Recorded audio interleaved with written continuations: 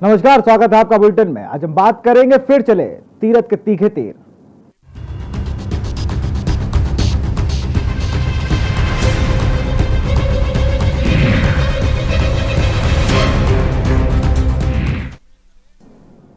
तीरथ के तीर बाद में चौड़ा लेंगे, लेकिन उससे पहले बिहार से बड़ी खबर आपको बता रहे हैं। किशनगंज में पुलिस वाले की हत्या कर दी गई है। बड़ी खबर आपको बता रहे हैं किशनगंज के बिहार से।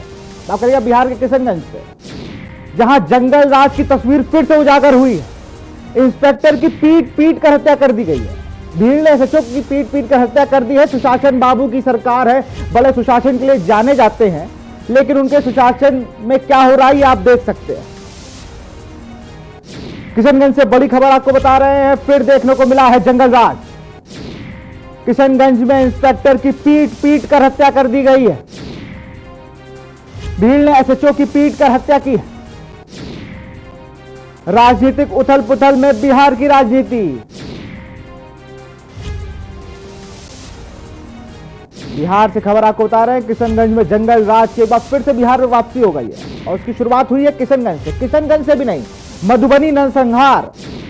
योगेश जो एयरलाइन में मैनेजर थे एक संस्था में, उनका मर्डर कर दिया जाता है।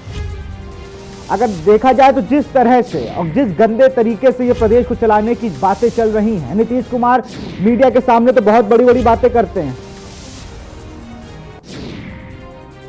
और ज्यादा जानकारी से हमें किशनगंज से संवाददाता जुड़ गए हैं, आपसे पूरी जानकारी जानना चाहेंगे, क्यों भीड़ ने ये कदम उठाया? सर, किशनगंज से एसएचओ गए थे किसी चोरी के मामले में जांच के लिए, जिस दौरान करीब 9 की टीम थी, जिसमें उनको घेर कर भीड़ ने मोमलंजनी का शिकार बनाया और उनकी हत्या कर दी गई। इस दौरान उनके साथ जो भी टीम थे वो मौके पर से जो है वहां से भाग निकले। प्रवीण, जिस तरह से बताया जा रहा है कि ये बंगाल की सीमा तक चोर को पकड़ने चले गए, चोर भी कोई समझ में इनको पीट पीट कर भीड़ ने मौत के घाट उतार दिया।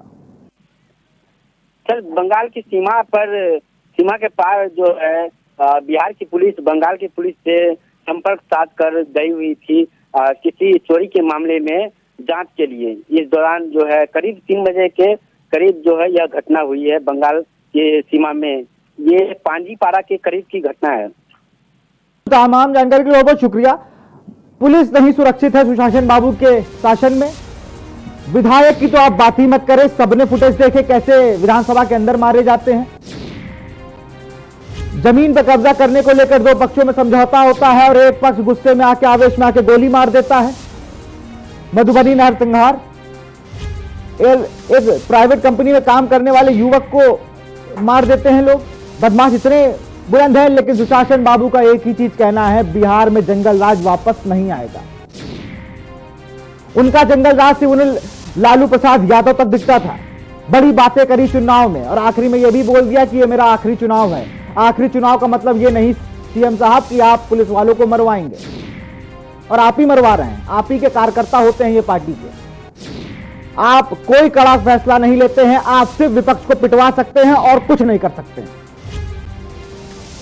सिर्फ विपक्ष अगर आपसे जवाब मांगे, किसी चीज का सवाल करे, तो आपसे उन्हें पिटवा सकते हैं नीतीश कुमार जी, बाकी आप कुछ नहीं कर सकते हैं। ये लिख के ले लीजिए, आप सिर्फ पुलिस वालों को मरवा सकते हैं, जंगल राज फिर से ला सकते हैं। और जंगल राज 2.0 आपने नारा दिया था कि अगर तेजस्वी यादव सरकार में आएंगे, लेकिन जंगल राज 2.0 आपके शासन में हो रहा है और आप करवा रहे हैं, आपकी देखरेख में हो रहा है। आपके यहां कृषि मंत्री विधानसभा स्पीकर को हड़का देते हैं, उन्हें समझा देते हैं कि अपनी हद में रहें। यह है सुशासन बाबू, जहां पे मंत्रियों को बात करने का ढंग नहीं पता, जहां पे मार्शल इतने उग्र हो जाते हैं कि विधायकों को मारने लगते हैं, जहां पर आपके कार्यकर्ता इतने पढ़े लिखे बन जाते हैं कि वो भीड़ पर ही लाठी चलाने लगते हैं। और जब नरसंहार की बात आती है तो मधुबनी, जहां पर नरसंहार हुआ, उसके बाद भी आप शांत हैं। पलायन पे भी आप पिछले साल लॉकडाउन में शांत थे। आपने एक टेंट लगा दिया था, वो चुनाव से पहले की बात थी, लेकिन अब तो आप फिर से जीत गए, और जीते नहीं, बामुश्किल जीत पाए हैं आप, और कुछ शर्तों पे मुख्यमंत्री बने। लेकिन ऐसे किसी एसएचओ को मार देना, अपना फर्ज निभा रहा था वो, जमीनी विवाद में गोली चल जाना, तो जंगल राज वापस आ चुका है और इस बार जंगल राज का चेहरा है नीतीश कुमार। ये एसएचओ की आप तस्वीर देख रहे हैं जिनकी भीड़ ने पीट पीट कर हत्या कर दी। ये अपना कर्तव्य का पालन करते हुए चले गए। तो चोर को पकड़ने के लिए बंगाल की सीमा तक जा पहुंचे थे, जहां पर भीड़ ने उनकी पीट पीट कर हत्या कर दी। मुख्यमंत्री श्री नीतीश कुमार जी से मेरी बात हुई, उनके संज्ञान में सारी बातें हैं और माननीय मुख्यमंत्री जी ने कहा कि हमने डीजीपी से भी बात किया, होम सेक्रेटरी से भी बात की है और जो भी मुआवजा और उनको जो भी मदद मिलना है वो सरकार तुरंत घोषणा करेगी और उनके परिवार को सब कुछ मिलेगा। इसके साथ साथ उन्होंने कहा कि हमने डीजी से कहा है कि किसी भी परिस्थिति में अपराधी को बंगाल से बचने नहीं दिया जाए और उसको कानून के दायरे में ला करके सजा दिलाने का काम करें। सजा दिलाने का काम करेंगे। आपकी डीजीपी से भी बात हो जाती है और एसीएस जो गृह हैं उनसे भी आप बात कर रहे हैं, लेकिन उसका फायदा क्या हो रहा है? घटनाएं उतनी ही हो रही हैं। नीतीश जी का शायद अब फोन भी कुछ दिन में उठना बंद हो जाएगा। इतनी घटनाएं होंगी, कब तक डीजीपी अपना मुंह छुपाते घूमेंगे? एक डीजीपी साहब तो खेमे में ही आ गए थे, बेचारे इतने कर्मठ थे। अब ये डीजीपी साहब को भी लगता है वीआरएस लेने वाला होगा, तभी इतना परेशान है वो। तुरंत बात होती है डीजीपी जी से। नीतीश जी ने डीजीपी जी से बात कर ली, उनके मामला पूरा संज्ञान में है। अब बड़ी बात यह है, संज्ञान में आया कब है? मामला होने से पहले या बाद में? अगर होने से पहले आया तो सब भैया हो रहा है, जय जय है। लेकिन अगर बाद में आया और उसके बाद भी कुछ ना हो, मुआवजा देकर सिर्फ बात को खत्म करना हो, तो फिर एक सवालिया निशान है सुशासन बाबू की सरकार पर। तो जंगल राज की वापसी हो चुकी है। बिहार का भी नाम बदलने की पूरी उम्मीद है। जंगल राज कर दिया जाएगा उसको कुछ दिन में। जिस तरह से वहां आपराधिक घटनाएं बढ़ रही हैं और राजनीतिक गठजोड़ से बन रही हैं, क्योंकि अपराधी खाकी का चोला पहनकर विधान परिषद में और विधानसभा में भी चले गए हैं और उसके बाद वो विधानसभा स्पीकर को भी बता देते हैं कि आप अपना धैर्य मत खोइए, हम कौन है आपको बता देंगे। तो इस तरीके की जब बातें होने लगे सदन के अंदर और सदन के बाहर, तो फिर होना कुछ भी लाजमी। फिर वहां एक एसएचओ का 10 एसएचओ चले जाते रहेंगे और ये होता रहेगा कि आप बार बार बस आप डीजीपी से बात करिए और मुआवजे का ऐलान करिए, और कुछ नहीं हो सकता। ये वो शहीद इंस्पेक्टर है, एसएचओ हैं, जिनकी भीड़ ने मॉब लीचिंग कहेंगे इसको, जिससे मॉब लीचिंग से उनकी हत्या कर दी गई।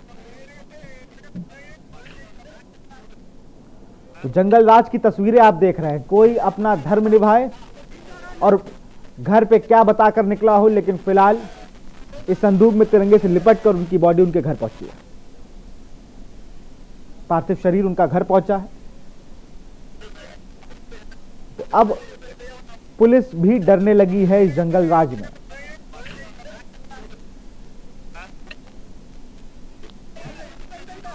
पुलिस को भी डर लगने लगा है,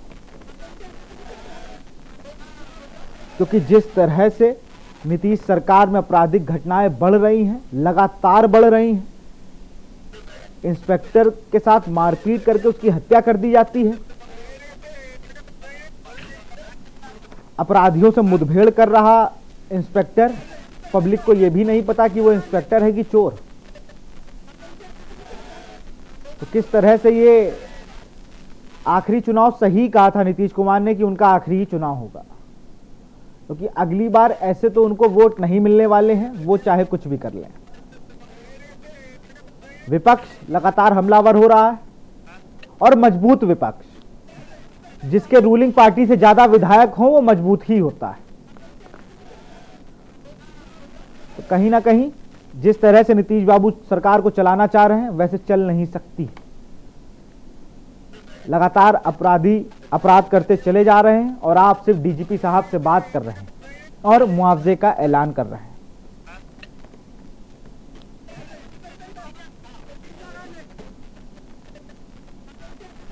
सियासी भूचाल आ गया है, इतनी आपराधिक घटनाएं हुई हैं और ऐसे ही कुछ सवाल किए गए थे विधानसभा में भी। तब सीएम साहब का पारा हाई हो गया था। उन्होंने कहा था बैठ जा, हट जा, चुप हो जा, तुझे क्या तमीज, मैंने तुझे गोद में खिलाया है। तेजस्वी को ये कहे गए थे, तेजस्वी यादव को, पूर्व उप मुख्यमंत्री हैं बिहार के। पहले एक पार्टी में एक संगठन था, फिर अलग हुआ, तो अब एक दूसरे के विरोधी हो गए हैं। वो चाचा कह रहे थे, वो कहे भतीजे को मैंने गोद में खिलाया है। फिलहाल यहां अपराधी गोद में खेलते नजर आ रहे हैं।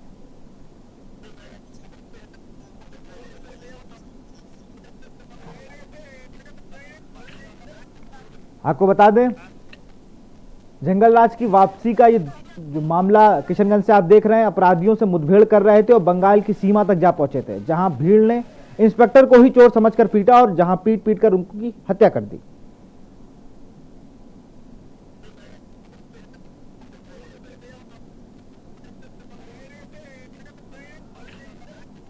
तो एक बार फिर से विपक्षी नेताओं ने हमलावर हो गए हैं, जितने भी हैं वो लगातार नीतीश सरकार से इस्तीफा मांग रहे हैं, लेकिन नीतीश जी ने कह दिया है कि सुशासन आकर रहेगा। इंस्पेक्टर की हत्या कर दी गई है। सीएम साहब ने जो अपडेट है, सीएम साहब ने डीजीपी साहब से बात भी कर ली है, मुआवजे का ऐलान भी हो गया है और जो मूलभूत सुविधाएं वो भी दे देंगे, ऐसा कहा है डॉक्टर दिलीप ने कि वो दे देंगे सारी मूलभूत सुविधाएं जो हैं, वो उनसे पीछे नहीं हटेंगे।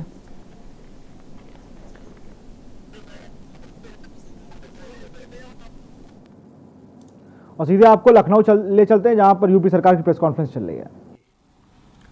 सर्विलांस की कार्रवाई लगातार चल रही है। अब तक 1,96,005 इलाकों में 5,24,726 टीम दिवस के माध्यम से 3,19,55,355 घरों का सर्विलांस किया जा चुका है और इनमें रहने वालों की संख्या 15,49,83,131 है। वैक्सीनेशन का कार्य निरंतर चल रहा है और अब तक 71,87,199 लोगों को पहली डोज लगाई जा चुकी है।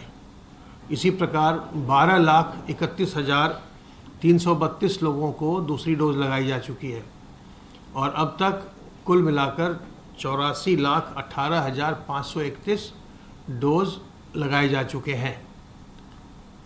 कल से 14 अप्रैल तक टीका उत्सव मनाया जाएगा और इसके लिए वैक्सीन की व्यवस्था पूरे प्रदेश में कर दी गई है। आज उसके लिए टीका उत्सव किस प्रकार से मनाया जाना है बृहद स्तर पर, उसके लिए आज पूरे प्रदेश में प्रशिक्षण का कार्य भी चल रहा है और इसलिए आज जिला अस्पताल और मेडिकल कॉलेज में ही केवल टीकाकरण का कार्य हो रहा है। बाकी के सभी स्टाफ को आज प्रशिक्षित किया जा रहा है। कल से हमसे टीका उत्सव को हम व्यापक स्तर पर कल से हम लागू करेंगे।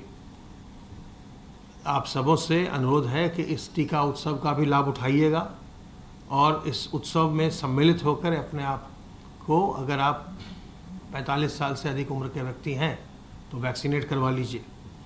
अगर आप युवक हैं, युवती हैं तो अपने घर के 45 साल से अधिक उम्र के लोगों को टीका लगवाने में मदद कीजिए। उन्हें टीकाकरण के केंद्र तक लाइए, लेकिन वहाँ पर ध्यान रखिए, टीकाकरण के केंद्र पर भी यह ध्यान रखना आवश्यक है कि वहाँ पर अनावश्यक हम भीड़ भाड़ ना करें, क्योंकि वहाँ भी जो लोग जा रहे हैं उनके बारे में आपको जानकारी नहीं है कि उनमें से कोई संक्रमित है अथवा नहीं है।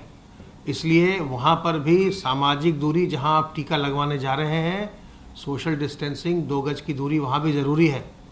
ये सोचकर कि वहाँ से सबको टीका ही लग रहा है, इसलिए सब अगर आसपास वहाँ पर खड़े हो गए, भीड़ कर लिया, तो वहीं पर सब के सब संक्रमित हो सकते हैं। इसलिए टीकाकरण की लाइन में भी दूरी बनाए रखिएगा और जो अगर आपके साथ कोई व्यक्ति जा रहा है तो वो दूर रहे। लाइन में केवल वही लोग लगें, वही रहें वेटिंग एरिया में जिनका टीकाकरण होना है। अनावश्यक भीड़ बढ़ाएंगे तो आप कहीं पर भी संक्रमित हो सकते हैं। तो इस समय बहुत ज़्यादा सावधानी की आवश्यकता है। बहुत सारे प्रदेशों में बहुत तेज़ संक्रमण है, अपने प्रदेश में भी संक्रमण बढ़ा है और ऐसे में अगर हम सावधान नहीं रहेंगे तो फिर संक्रमण हमारे यहाँ और तीव्र हो सकता है। तो हमें सावधान रह करके, एक दूसरे की मदद करके, एक दूसरे का सहयोग लेकर संक्रमण को जल्दी से जल्दी नियंत्रित करना है। यहाँ रुकते एक छोटे से ब्रेक के लिए, जल्द हाजिर होंगे। आप देख रहे हैं के न्यूज, खबरों का सारथी। कोरोना वायरस का खतरा अभी टला नहीं है। आइए मेरे साथ आप संकल्प लें कि हम कोरोना से सावधान रहेंगे और अपने साथियों को भी इससे सावधान रखेंगे। आप भी इस घातक विषाणु को रोकने संबंधी सभी आवश्यक सावधानियां बरतने का वचन दीजिए। वचन दीजिए कि सदैव मास्क पहनेंगे और दूसरों से कम 2 गज की दूरी बनाए रखेंगे और हाथों को साबुन और पानी से धोएंगे। वचन दीजिए कोविड-19 के लक्षण महसूस होने पर मैं तत्काल चिकित्सा सलाह लूंगा। कोविड-19 से जुड़े आचार व्यवहार का पालन करेंगे और दूसरों को भी ऐसा करने के लिए प्रोत्साहित करेंगे। विश्व का सबसे बड़ा वैक्सीनेशन अभियान हमारे देश में चल रहा है। ये वैक्सीन पूरी तरह सुरक्षित है। बारी आने पर इस वैक्सीन को आप जरूर लगाएं। टीका लगाने के बाद भी मास्क लगाना व 2 गज की दूरी रखना आवश्यक है। हम सब एक साथ मिलकर कोविड-19 के खिलाफ इस लड़ाई को जीतेंगे। दवाई भी कड़ाई भी। खुदी को आजमाया है तो ये अंदाज आया है, खुदी को आजमाया है तो ये अंदाज आया है। तुम में भी मैं हूं शुद्ध प्लस पान मसाला। आप देख रहे हैं के न्यूज, खबरों का सारथी। ब्रेक के बाद आपका स्वागत। सीधे ले चलते हैं आपको लखनऊ, जहां यूपी सरकार की प्रेस कॉन्फ्रेंस चल रही है। सरकार द्वारा माननीय मुख्यमंत्री जी के नेतृत्व में जो है अभियान जारी है और ये आगे भी जारी रहेगा। जैसा अभी अपर मुख्य सचिव स्वास्थ्य ने बताया, सभी से सहयोग की अपील है। आप मास्क का निरंतर उपयोग करें, भीड़ भाड़ से बचें, हाथ धोते रहें।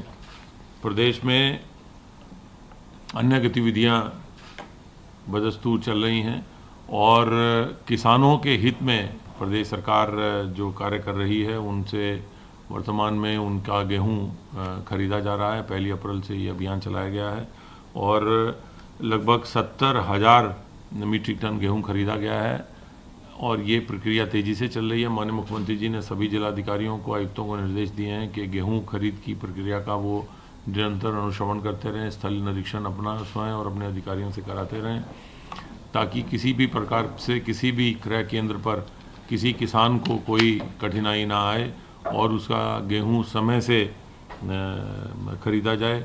6000 क्रय केंद्र बनाए गए हैं और विशेष इस बार लगभग 150 केंद्र किसान उत्पादक संगठनों के लिए आरक्षित किए गए हैं कि किसान उत्पादक संगठन मंडी में अपना क्रय केंद्र खोलकर वह सरकार को किसानों से गेहूं क्रय करके उपलब्ध करा सकते हैं। किसानों द्वारा किसानों से गेहूं खरीदे जाने का ये एक अनूठा प्रयास है जो प्रदेश सरकार माननीय मुख्यमंत्री जी के नेतृत्व में कर रही है। इसके अतिरिक्त प्रदेश में मिशन रोजगार चलाया जा रहा है और आज सायंकाल 5 बजे माननीय मुख्यमंत्री जी प्रदेश सरकार के गृह विभाग में, पुलिस विभाग में नवनियुक्त उपाधीक्षकों को, डिप्टी एसपीज को नियुक्ति पत्र भी वितरण करेंगे। प्रदेश सरकार द्वारा सरकारी विभागों का, निगमों, आयोगों में जितनी रिक्तियां हैं उन सबको तेज़ी से और पारदर्शिता के साथ भरने का एक प्रयास निरंतर किया जा रहा है। पिछले 4 साल में लगभग 4 लाख से अधिक इस प्रकार की सरकारी नौकरियों में युवाओं को समायोजित किया गया है। इसके साथ साथ निजी उद्योगों के, निजी उद्यमियों के माध्यम से भी रोजगार के अधिक से अधिक अवसर सृजन किया जाने का प्रयास किया जा रहा है। उसी क्रम में ये अवगत कराना है कि 31 मार्च को समाप्त हुए वित्तीय वर्ष में बैंकों द्वारा प्रदेश में लगभग 14,39,000 MSMEs को लगभग 50,000 करोड़ से अधिक के ऋण वितरण किए गए हैं। इन इकाइयों की स्थापना के माध्यम से ही जो है कम से कम 50 लाख से अधिक रोजगार के अवसर प्रदेश में सृजित हुए हैं, जिनमें युवाओं को अधिक से अधिक रोजगार मिला है। पिछले 4 वर्ष में लगभग 58 लाख से अधिक नई इकाइयों को प्रदेश में स्थापित कर उनको बैंकों से जोड़ने में हम लोगों को सहायता मिली है और इन 58 लाख इकाइयों के माध्यम से लगभग 1.5 करोड़ से अधिक रोजगार के अवसर प्रदेश में सृजित हो रहे हैं और ये प्रक्रिया इस वर्तमान वित्तीय वर्ष में भी तेज़ी से जारी रहेगी। बैंकों से समन्वय करके प्रदेश में अधिक से अधिक नई MSME इकाइयों को स्थापना का एक विशेष अभियान जो चलाया जा रहा है उसकी गति और तेज़ बढ़ाई जाएगी और सरकारी क्षेत्र में सरकारी नौकरियों के साथ साथ निजी उद्यमियों के माध्यम से भी अधिक से अधिक रोजगार के अवसर प्रदेश में सृजन किए जाएंगे। धन्यवाद।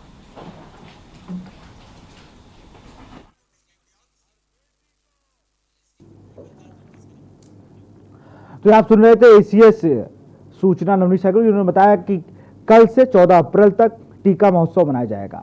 आज हम लोग बात करेंगे फिर चले तीरथ के तीर।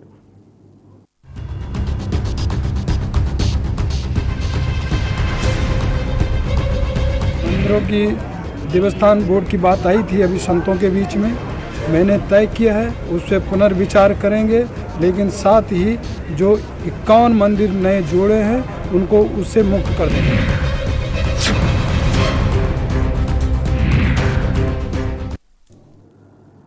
प्रदेश में फिर राजनीति का बाजार गर्म होने के साथ तीरथ के तीर अब दोबारा अपने निशाने पर लगना शुरू हो गए। के न्यूज ने पहले भी इन तीरों पर जोर से चर्चा की है, लेकिन इस बार फिर ये तीर कहीं अपनों को ही घायल तो नहीं कर रहे हैं। जी हां, आज की चर्चा पर नजर डालते हैं। उत्तराखंड के मुख्यमंत्री तीरथ रावत ने पूर्व मुख्यमंत्री त्रिवेंद्र सिंह रावत के एक एक कर कई फैसले पलटते जा रहे हैं, जिससे त्रिवेंद्र सिंह रावत के मुख्यमंत्री रहते फैसले कटघरे में आए। तो कहीं ना कहीं जिस तरह से पानी का जो पेयजल वाली योजना थी वो 1 रुपए थी, उसे 100 रुपए कर दिया बदलकर। तीरथ के तीर अपनों को ही घायल करते नजर आ रहे हैं, ऐसा सियासत की बाजार कह रही है, हम नहीं।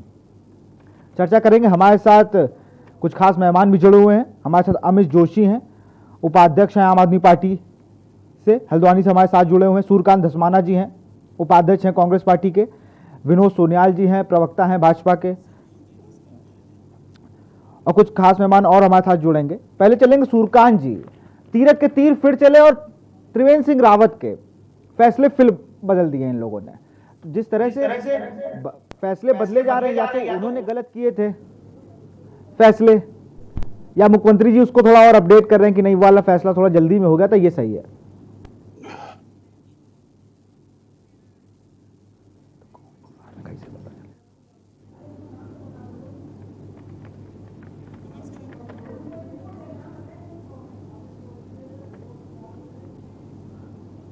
विनोद जी, आपसे मेरा सवाल है कि जिस तरह से ये लगातार फैसले बदलने का ट्रेंड आ गया उत्तराखंड में, अभी ज्यादा दिन हुए नहीं है तीरथ जी को, लेकिन फैसले तुरंत बदल रहे हैं।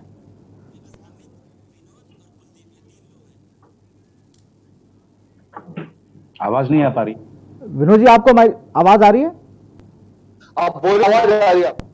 मैं कह रहा हूं ये फैसले बदलने का ट्रेंड है क्या? त्रिवेंद्र जी ने कुछ नहीं किया था जो उनके फैसले बदल रहे, या उनके फैसले गलत थे? नहीं, देखिए ऐसा है, फैसले हमारे पूर्व मुख्यमंत्री आदरणीय त्रिवेंद्र जी ने 4 वर्षों तक बहुत अच्छे निर्णय लिए हैं, और उन्होंने 1-2 फैसले नहीं लिए, उन्होंने सैकड़ों फैसले लिए हैं, और उत्तराखंड के विकास के लिए उन्होंने अथक प्रयास किए हैं, उसके लिए वो बधाई की पात्र है। अब तीरथ जी आए तो 2-3 फैसले ऐसे थे जिन पर आम सहमति नहीं बन पा रही थी, जिनके कारण थोड़ा कोर्ट में भी लोग चले गए थे। जो जनता थी, क्योंकि लोकतांत्रिक तरीके से बना हुआ राजनीतिक दल है हमारी लोकतांत्रिक प्रक्रिया में पूरी आस्था है।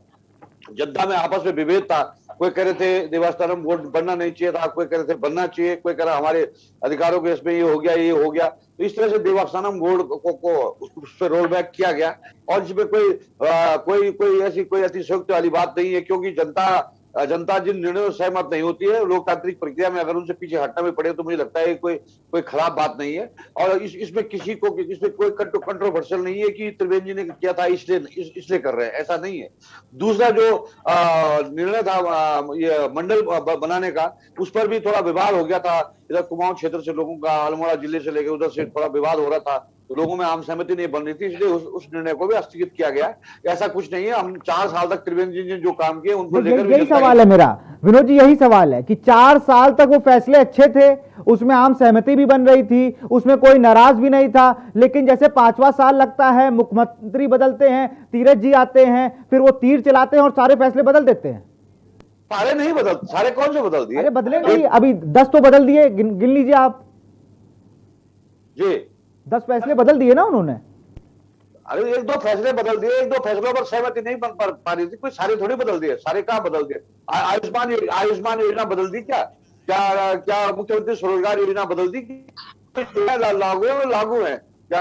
ऐसा नहीं है कि जो और योजनाएं बदल दी होंगी। अमित जी भी जुड़े हैं आम आदमी पार्टी से, अभी नई पार्टी वहां पे स्टार्ट कर रहे हैं, ये लोग अभी नया पूरा बनाएंगे, इनको बड़े आपसे दिक्कतें रहती है भाजपा की, कुछ नहीं कर रही भाजपा कांग्रेस दोनों। अमित जी, आप सहमत हैं इनसे? जी, जी देखिए, मेरे सहमत होने या न होने से कोई फर्क नहीं पड़ता। पूरे उत्तराखंड की जनता ही इनसे असहमत है। अगर उत्तराखंड की जनता इनसे सहमत होती, सुनिएगा पूरी बात, सुयाल जी झगड़ने के लिए पूरा समय पड़ा है हमारे पास। अरे मैं कहाँ झगड़ रहा हूँ, आप मुझे उकसा रहे हैं बोलने के लिए, तो मैं तब बोल रहा हूँ। सुनिए तो पूरी मैं सुन रहा हूँ, मैं सुनने के लिए बैठा हूँ, सुनाने के लिए बैठा हूँ। 4 साल से इन्होंने एक ऐसे मुख्यमंत्री को उत्तराखंड के ऊपर थोपा जिसको इनका खुद का हाईकमान लायक नहीं मानता। आज सल्ट में जो चुनाव हो रहा है उसके प्रचारकों की लिस्ट में उनका नाम गायब कर दिया जाता है। ये कह रहे हैं कि एक फैसला बदला है, एक करीबन 100 से ऊपर दर्जाधारी मंत्रियों की नियुक्ति भाजपा ने करी थी, उनको पलट दिया गया। देवस्थानम बोर्ड पे ये लोग कर रहे हैं और हर मुद्दे पे एक विरोधाभास लेके चल रहे हैं। इनकी पार्टी के अंदर ही अपना एक कॉन्फ्लिक्ट है। पहला सवाल तो मेरा इनसे ये रहेगा, अगर ये 4 साल तक उनको योग्य समझते थे तो उनको बदला क्यों? और अगर उनको बदला है तो क्या अब वो अपने आप में कभी अभिमन्यु कहते हैं, कभी कहते हैं कि मैं कौरवों के बीच में फंस गया, मेरा वध कर दिया गया।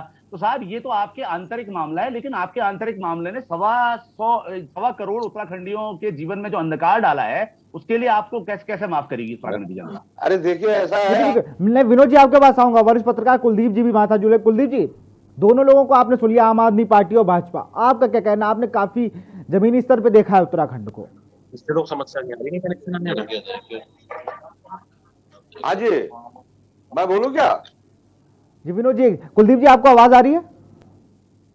कुलदीप जी को आवाज नहीं आ रही शायद, मैं बोलता हूँ। हाँ आप बोल सकते हैं, आप व्याकुल लग रहा है, बोल लीजिए विनोद जी। पार्टी के नेताजी हमारे जोशी जी कह रहे हैं कि अरे देखो हमारी पार्टी एक लोकतांत्रिक पार्टी है, एक बहुत बड़ा विशाल राजनीतिक दल है, हमारे यहाँ भूमिका बदलती रहती है। त्रिवेंद्र जी के लिए अन्य भूमिका का निर्बंध किया गया, 4 वर्ष तक रहे। ऐसा तो है नहीं कि आदमी इतने बड़े राजनीतिक दल में एक ही आदमी हमेशा जो है तो मुख्यमंत्री रह जाएगा, हमेशा प्रधानमंत्री रह जाएगा। ये प्रक्रिया है, लोग बनते हैं और भी बनते हैं, औरों को चांस मिलता है, वो किसी और भूमिका में आ जाएंगे। रही बात जहां तक दायित्वधारियों की, दायित्वधारी स्वतः ही जब मुख्यमंत्री का इस्तीफा हो जाता है स्वतः ही समाप्त मान जाता है। वो उसमें कोई अलग से नई बात नहीं हुई, कोई इसी सरकार में नहीं हुआ, सरकार में होती है उसमें फिर से दोबारा से नियुक्तियां होती है। और जहां तक उत्तराखंड राज्य के बारे में, उत्तराखंड राज्य के अंदर भारतीय जनता पार्टी ने विकास की बयार, यहाँ आम आदमी पार्टी वाले वही है जो अगर विकास की आम आदमी पार्टी वाले वही है। ये भाई लोग जब दिल्ली के अंदर जो कहते हैं कि अस्पतालों में उत्तराखंड वासियों को, मैं आप दोनों को रोकना चाहूंगा। पूरे मामले में एक बार राजनीतिक प्रतिक्रिया क्या आई है, एक बार उसको भी देख लेते हैं। मैं आप सब लोगों का धन्यवाद करता हूं। और जहां तक कुंभ की बात, जगह की बात हो, तो मैंने कहा सभी संतों को, सभी अखाड़ा, सभी परिषदों को, सभी संस्थानों को मिलना चाहिए और वो मिल भी गया है। जो भी वहाँ व्यवस्था देनी होगी वो हम दे रहे हैं और इसको भव्य दिव्य बनाएंगे, लेकिन कोविड का गाइडलाइन का पालन करेंगे। उसका पालन करना अनिवार्य है, जरूरी भी है।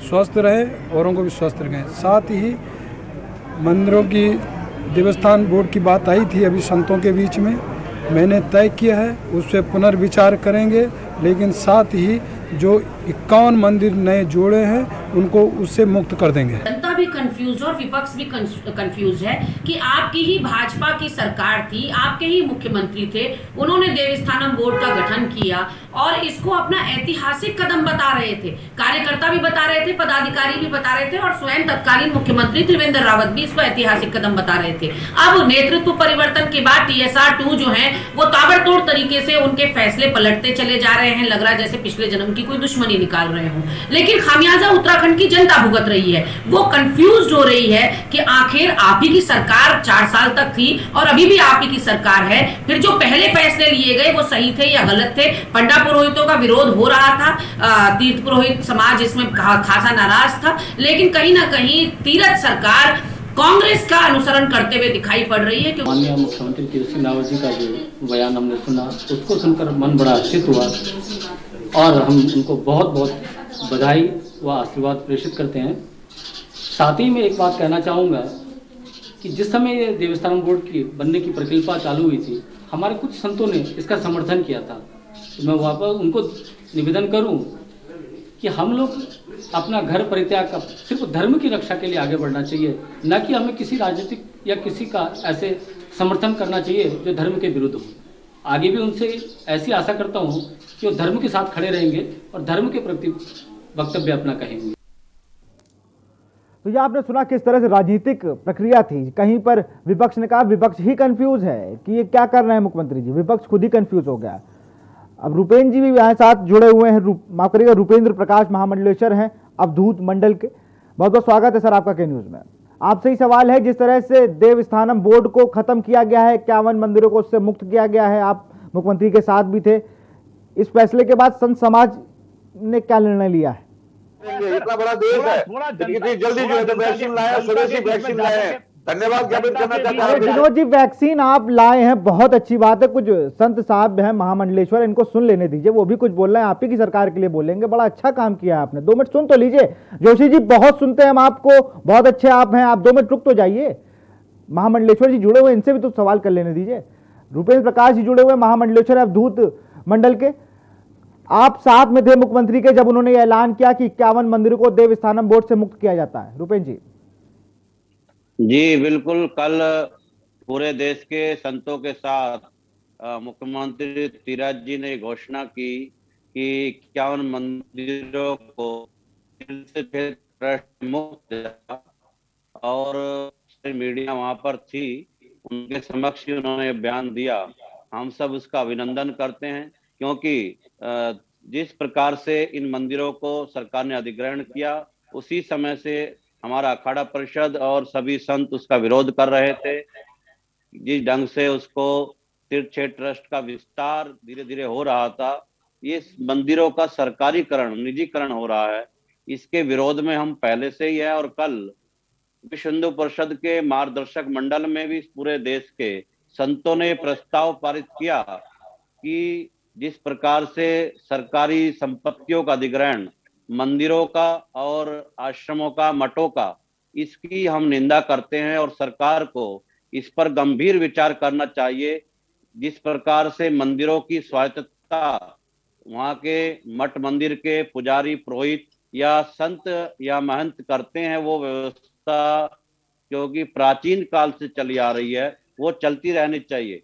4 धाम यात्रा जो उत्तराखंड में पूरे विश्व के लोग आते हैं, उसका एक तीर्थ क्षेत्र ट्रस्ट पूर्वी मुख्यमंत्री जी के द्वारा जो गठित किया गया था, उस पर भी पुनर्विचार करने के लिए मुख्यमंत्री जी ने कहा है, आश्वासन दिया है सब संतों को। और मुझे लगता है जल्दी ही उसका परिणाम हम सबकी राय, सभी पार्टियों की, सभी संगठनों की, सभी सामाजिक संगठन, सभी अखाड़ा परिषद और धार्मिक सामाजिक संस्थाओं के साथ मिलकर उस पर पुनर्विचार करना चाहिए, ऐसा मुख्यमंत्री जी ने आश्वासन दिया है। और निश्चित रूप से अगर इस पर विचार होता है तो इस तीर्थ क्षेत्र ट्रस्ट का जिस प्रकार से सरकार ने और निर्माण किया है, तो उस पर विचार होने के बाद हम सब देखेंगे कि ये 4 धामों की जो यात्रा, हम सब जानते हैं कि जब से इस देश के प्रधानमंत्री नरेंद्र मोदी जी ने इसको बहुत ही विचार होना चाहिए, ऐसा आपको आश्वासन दिया गया है।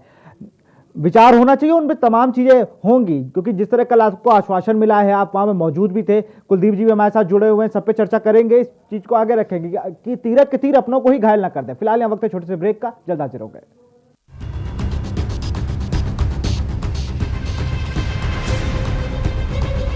मंदिरों की देवस्थान बोर्ड की बात आई थी अभी संतों के बीच में, मैंने तय किया है उस पर पुनर्विचार करेंगे, लेकिन साथ ही जो 51 मंदिर नए जोड़े हैं उनको उससे मुक्त कर देंगे।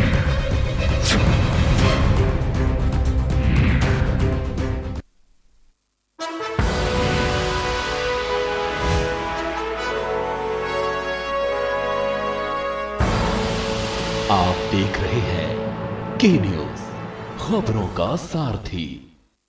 वैश्विक महामारी कोरोना के खिलाफ देश की लड़ाई को आगे बढ़ाने के लिए उत्तर प्रदेश सरकार प्रभावी कदम उठा रही है।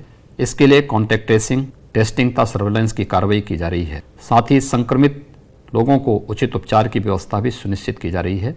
कोरोना को नियंत्रित करने के लिए इसके संक्रमण की चेन को तोड़ना आवश्यक है।